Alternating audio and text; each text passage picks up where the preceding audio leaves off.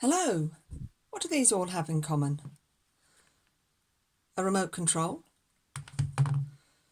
a battery with a power indicator,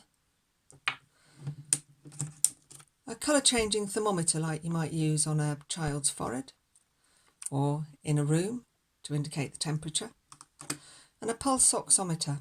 These are used to measure the blood saturation level and your pulse rate. The answer is they all use infrared, which is an invisible light which has got a slightly longer wavelength than visible light, so it's slightly less energetic. Most objects we come across emit infrared, and we can detect it different ways. We can use thermochromic paper.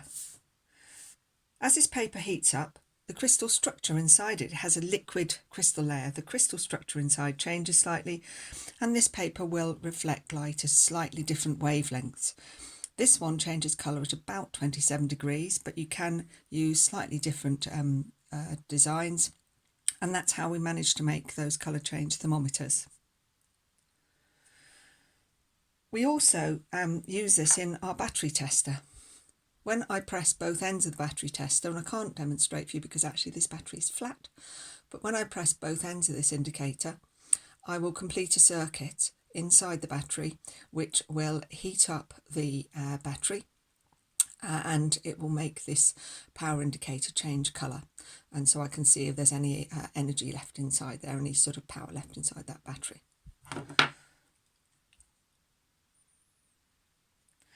So what you can see here, by the way, is something called, it uses an infrared transmitter, and we have a phototransistor.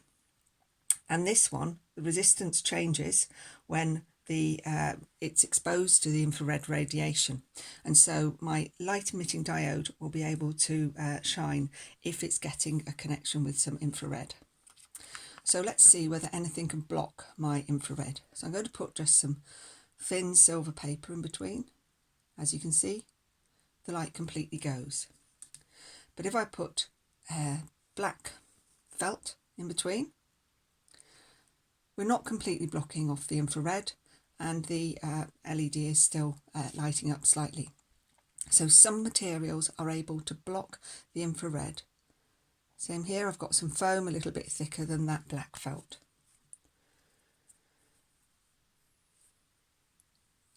These are used in TV remote controls. So I'll have a small infrared transmitter in the TV remote control, and when I press any of these buttons it will send out pulses, so that if I press button 1 I have one pattern of pulses, if I press button 2 I'll have a different pattern, and the TV will detect the infrared signal and know what I'm trying to ask it to do. So just one other little experiment with the thermochromic paper. Well, actually, thermochromic paper, a couple of experiments I can do. So you can see at the moment, it's actually quite warm in here at the moment, but this area here is still quite black. If I put a piece of foam, and if I put a coin on, and then I put my finger on each of them, we'll see which one of these is a better insulator, which one conducts the heat better from my finger to the thermochromic paper. Try and think, which one do you think, when I remove it, which one will have changed the colour underneath? As you can see, the coin, which is a better indicator, as a better conductor, has transmitted the heat from my finger through to the thermochromic paper, warmed it up better than the foam has. And another experiment, just to show that inside the heating effect of a current. So I've got my thermochromic paper, and inside I've got a little wiggly wire. I'm just going to connect the wire to a battery here, and you should be able to see the effect of the wire heating up pretty quickly. So you could do that to do some writing, couldn't you, underneath? And the more it heats up, you can see the colour changes. So the bright blue is the biggest colour change, and then you've got some green, and then you've got a little bit of red on the outside. So we're detecting the heat from our wire with the circuit there. Something else we've got an infrared thermometer. If I press this and switch it on, you can see that temperature is about 25 degrees. If I want to measure my temperature, my hand is at about 33 degrees.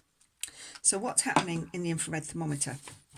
Well, the amount of infrared emitted by any surface will increase with its temperature. So the infrared thermometer contains something called a thermopile, which measures how much infrared is emitted by the object. The thermopile converts this measurement into an electric signal, and then that electric signal is converted into a temperature. Now, the assumption is that every object emits at the same temperature will emit the same amount of infrared, and that's not true. Silver is a much worse emitter, for example, than black. And it might be that if I measure the temperature of these two, although they are both the same temperature, you might see the effect of me getting a different reading. So that says that's at 23.8. And that says that the black is at 24.3 degrees. So this is actually emitting less infrared than the black felt, even though both are at the same temperature. And so that is a bit of a weakness with these infrared thermometers, although they are extremely useful, and you can measure the temperature of the clouds, for example, by pointing them in the sky. The last thing I want to tell you about is this pulse oximeter. So what it does, I put it on my finger, I switch it on, and we'll take some measurements. So what it does, the oxygen in my blood is carried by haemoglobin. When that haemoglobin is oxygenated, it actually absorbs infrared better than it absorbs red light. And when my haemoglobin is deoxygenated, that doesn't carry as much oxygen, the red light is actually absorbed better than infrared. So this detector, which is telling me, let's take that measurement again. So this detector contains an emitter of infrared and red light, and a detector. So on one side I've got the emitter, the other side I have the detectors. And so this is going to measure the ratio of the infrared and the red that's arriving at the detectors. If my blood is about, well, what it's telling me there, it's upside down, but it's telling me I've got a pulse rate of about 97 and that my blood level is 99% saturated, which is pretty healthy. If my blood was 95% saturated, which I would be starting to feel a little bit ill at that point, the intensity of the infrared is about double the intensity of the red light. If it was 87% saturated, you really would be feeling ill then. The intensity of infrared is equal to the intensity of the red light. And if it was 50% saturated, and I really think at that point you probably wouldn't survive, then the intensity of infrared is about half the intensity of the red light. So these are very handy little devices to use quite a simple physics principle to work. So I hope you've learned a bit about infrared, and I will be able to spot its uses in everyday life.